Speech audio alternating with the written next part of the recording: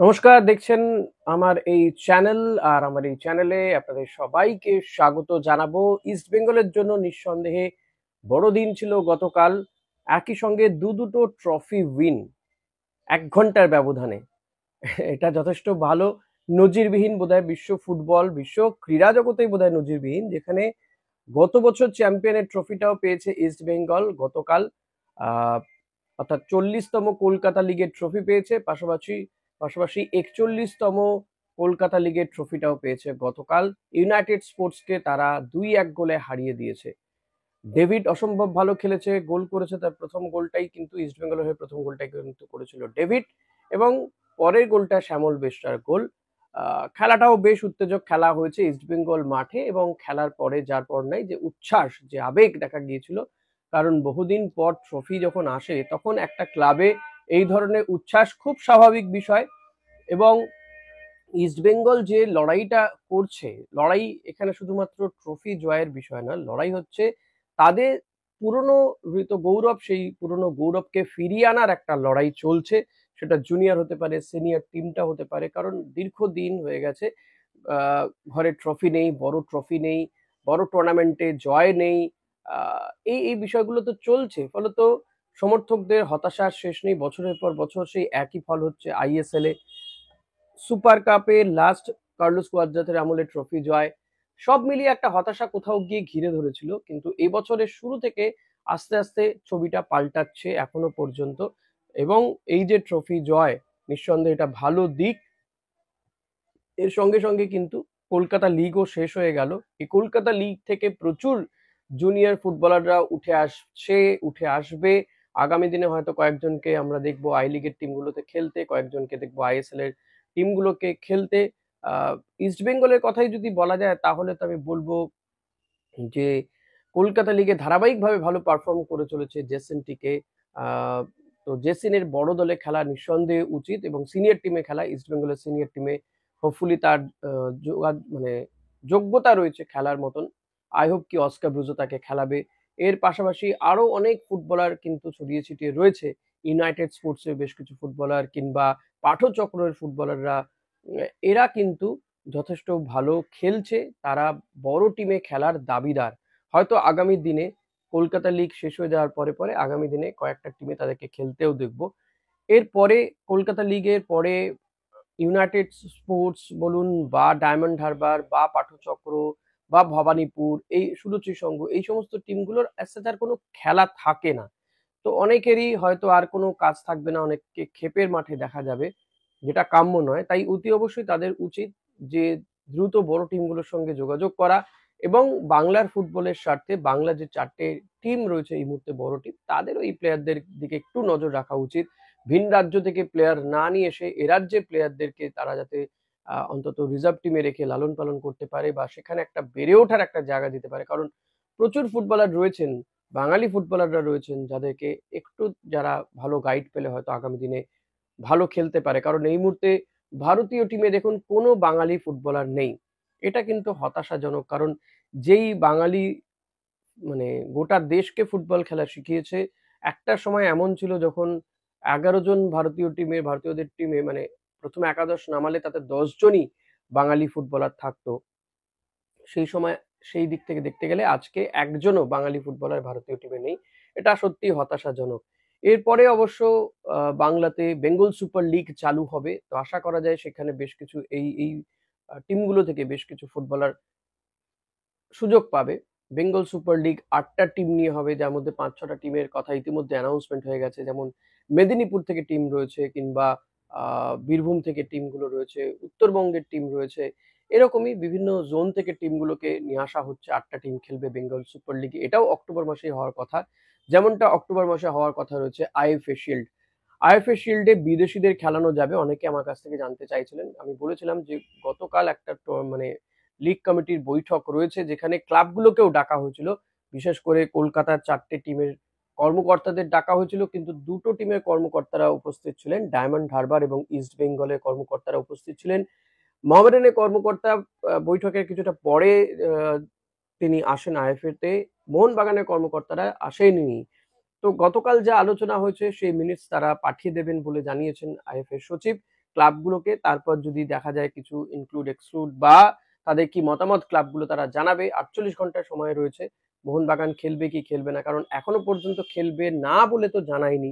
তো ফলত এই 48 ঘন্টার মধ্যে তারা জানতে পেরে যাবে 6 জন বিদেশিকে খেলানো যাবে এবং আইএফএ শিল্ড 8 থেকে 18 তারিখের মধ্যে কমপ্লিট করার একটা চেষ্টা করছে আইএফএ। ম্যাচগুলো হবে নৈহাটি, কিশোর ভারতী, ব্যারাকপুরে হতে পারে, যুব ভারতী ক্রীড়াঙ্গনে হয়তো আইএফএ শিল্ডের ফাইনালটা হতে পারে। গ্রুপ লিগের খেলাগুলো কিন্তু এই সমস্ত মাঠগুলোতেই হবে, ফ্লাড লাইটে খেলা হওয়ারও একটা চান্সেস রয়েছে। তো সব মিলিয়ে আইএফএ কিন্তু প্রস্তুতি নিচ্ছে যাতে আইএফএ শিল্ডটা ভালো করে করা যায়। এর পাশাপাশি কলকাতার 4টে টিমের পাশাপাশি গোকুলাম কেরালা তারা জানিয়ে দিয়েছে যে খেলবে, কিন্তু আর একটা দল কে হবে সেটা আইএফএ এখনো পর্যন্ত জানাতে পারেনি। বলছেন যে অনেকগুলো দলের সাথে কথাবার্তা চলছে।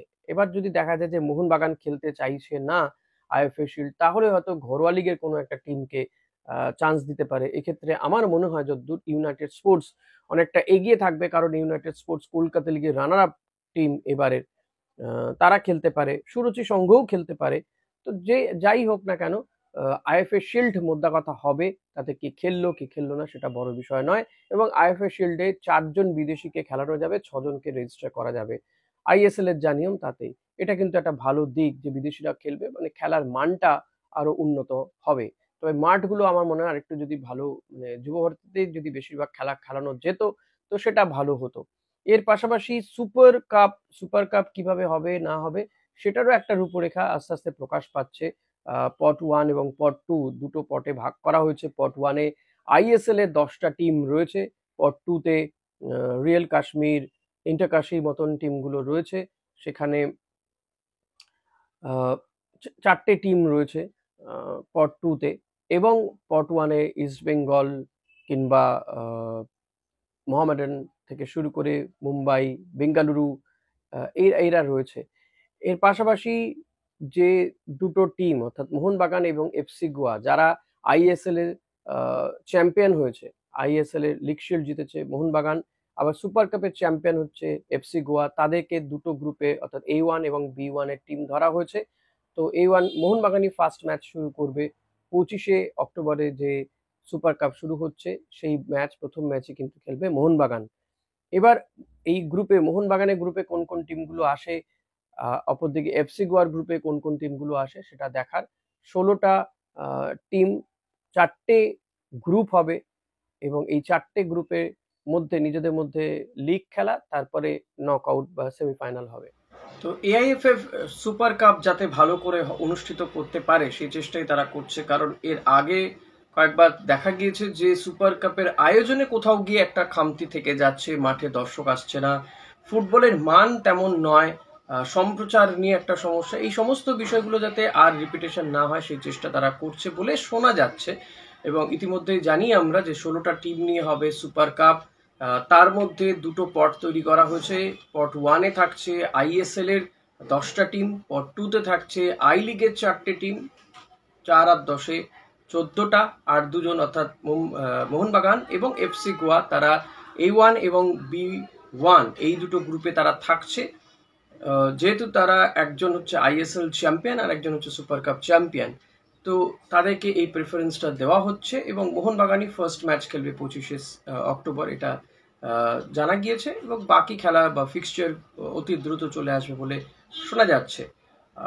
গোয়াতেই হবে এই ম্যাচ এবং দুটো পর্বে খেলা হবে। যে ফিফা ফ্রেন্ডলি যে সময় এটা থাকবে, ফিফা উইন্ডো যে সময় থাকবে সেই সময়টা খেলা থাকবে না, অর্থাৎ ভারতীয় দলের যখন খেলা থাকবে সেই সময় সুপার কাপ হবে না, আবার পরবর্তী পর্যায়ে খেলা শুরু হবে। এবার অক্টোবর মাসটা কিন্তু গোটা দেশ এবং মানে আমাদের রাজ্যের জন্য, ফুটবল প্রেমীদের জন্য একটা বড়সড় মাস হতে চলেছে, কারণ সেই সময় ইন্ডিয়া টিম খেলবে। 9ই অক্টোবর ইন্ডিয়া টিম খেলবে সিঙ্গাপুরের বিরুদ্ধে, পরবর্তী ম্যাচ হচ্ছে আবার 14ই অক্টোবর ম্যাচ রয়েছে, এএফসি এশিয়ান কাপ কোয়ালিফিকেশন রাউন্ডের ম্যাচ ইন্ডিয়া টিম খেলবে। আবার অক্টোবর মাসেই আইএফএ শিল্ড হবে, 8ই অক্টোবর থেকে শুরু হচ্ছে আইএফএ শিল্ড, এটাও 18 তারিখ পর্যন্ত চলবে এই টুর্নামেন্ট। তারপরেই শুরু হয়ে যাচ্ছে সুপার কাপ। এরপরে আবার বেঙ্গল সুপার লিগও শুরু হচ্ছে এই অক্টোবর মাসে। সব মিলিয়ে কিন্তু একটা ফুটবল মান্থ বা ধামাকাদার মান্থ হতে চলেছে এই অক্টোবর মাসটা এটা বলাই যেতে পারে। অক্টোবর নভেম্বর মাসে ফুটবল থাকবে, ফুটবল থাকবে, এটা বলা যায়। এবং গোটা দেশের, গোটা রাজ্যের ফুটবল প্রেমীরা কিন্তু মুখিয়ে রয়েছে এই সময় ফুটবল দেখার জন্য। মূলত এই সেপ্টেম্বর মাসে কয়েকদিন পুজো করে তো কেটেই যাবে, তারপরে ফুটবল পুজো শুরু হবে। এবং সুপার কাপ বা আইএফএ শিল্ড ইস্টবেঙ্গলের জন্য এই মুহূর্তে পাখির চোখ। ইস্টবেঙ্গল সিএফএল চ্যাম্পিয়ন হচ্ছে পরপর দুবার। এবার পরবর্তী লক্ষ্য হচ্ছে আইএফএ শিল্ড চ্যাম্পিয়ন হওয়া এবং সুপার কাপ চ্যাম্পিয়ন হওয়া। আইএফএ শিল্ডে বলে দেওয়া হয়েছে যে 6জন বিদেশিকে রেজিস্টার করা যাবে, 4জনকে খেলানো যাবে। তো আশা করা যায় যে ইস্টবেঙ্গল ফুল টিম নিয়ে খেলবে। সেটাও যদি না হয় তাহলেও অন্তত এই সিনিয়র জুনিয়র মিলিয়ে বিদেশিদের নিয়ে একটা পরীক্ষা নিরীক্ষা পর্যায়ে খেলা চালাতে চাইবে ইস্টবেঙ্গল। সুপার কাপের আগে একটা প্র্যাকটিস টুর্নামেন্ট কিন্তু আইএফএ শিল্ড, নো ডাউট এটাকে কাজে লাগাতে চাইবে ইস্টবেঙ্গল কোচ অস্কার ব্রুজো। তবে শুধুমাত্র ইস্টবেঙ্গল কোচ কেন, আমার মনে হয় এক্ষেত্রে মোহনবাগান তারাও কিন্তু এই সুযোগটাকে কাজে লাগাবে। অন্তত 2টো কি 3টে ম্যাচ তো তারা খেলার সুযোগ পাবেই প্রত্যেকটা টিমই। যেহেতু আইএফএ শিল্ড 6টা টিম নিয়ে খেলা হবে, 2টো করে গ্রুপ, অর্থাৎ এক একটা টিম 2টো ম্যাচ মিনিমাম খেলবে। কেউ যদি গ্রুপ চ্যাম্পিয়ন হয় তাহলে সে আর একটা ম্যাচ খেলবে, ফাইনাল ম্যাচটা খেলতে পারবে। ফাইনাল ম্যাচ যুবভারতী ক্রীড়াঙ্গনে হওয়ার কথা, বাকি ম্যাচগুলো নৈহাটি কিংবা কল্যাণী কিংবা ব্যারাকপুর স্টেডিয়াম, কিশোর ভারতী স্টেডিয়ামে হবে। তো এই হচ্ছে ফুটবল মান্থ এবং তার যে ছবিটা কি হতে চলেছে সুপার কাপ, আইএসএল এবং বেঙ্গল সুপার লিগ নিয়ে গোটা অক্টোবর মাস জুড়ে। তো আজকে ভিডিওটা শেষ করব, তবে আর কয়েকদিন পরেই তো পুজো চলে আসছে। ইতিমধ্যেই প্যান্ডেলে ভিড় হচ্ছে, বৃষ্টি চলছে, তার মধ্যেও মানুষ কিন্তু বেরোতে ভুলছেন না। প্রবল বৃষ্টি হয়েছে গতকালও। তো এই কয়েকটা দিন হয়তো ফুটবল নিয়ে খুব বেশি আলোচনা করার স্কোপ পাবো না বা হবেও না। এবং করলেই বা কি নিয়ে আলোচনা করব সেটা আপনারাই ঠিক করে দেবেন যে এই কয়েকটা দিন পুজোর সময় বিশেষ কি করা যেতে পারে। আপনাদের মতামত পেলে ভালো লাগবে অতি অবশ্যই। আর ভিডিও শেষ করবো অতি অবশ্যই ইস্টবেঙ্গলকে শুভেচ্ছা জানিয়ে, তারা যে পরপর দুবার সিএফএল চ্যাম্পিয়ন হয়েছে তার জন্য। এবং বিনো জর্জের এই কৃতিত্ব কোনোভাবেই ছোট করার নয়, অস্কার ব্রুজো সেটা বলছেন, যেটা হচ্ছে সংঘবদ্ধ লড়াইয়ের ফসল হচ্ছে এই জয়। এবং এক্ষেত্রে বিনো জর্জের কৃতিত্ব রয়েছে, তাকে কৃতিত্ব দিতেও তারা চাইছেন। বিনো জর্জ পাল্টা বলছেন যে এই জয় নিঃসন্দেহে বড় একটা জয় এবং সিনিয়র দলকেও কিন্তু এরকমই জয় পেতে হবে, চ্যাম্পিয়ন হতেই হবে। আমার মনে হয় সিনিয়ররাও কিন্তু এই জুনিয়র ফুটবলারদের কাছ থেকে সেই অনুপ্রেরণা বা সেই আবেগ, সেই মোটিভেশন তারা পাচ্ছেন। সেটা এবার মাঠে তারা কতটা কি মানে ফুটিয়ে তুলতে পারেন সেটাই বড় বিষয়। এর মধ্যে আরেকটা বিষয় যে কনর শিল্ডের ব্যাপারে কিন্তু ইস্টবেঙ্গল এখনো ভাবনা চিন্তায় রয়েছে, কনর শিল্ড থেকে বেরিয়ে আসেনি। সাউল ক্রেসপোকে অনেকগুলো টিম চাইছে, চেন্নাই এফসি ছাড়াও একাধিক টিম চাইছে বলে শোনা যাচ্ছে আইএসএল এ।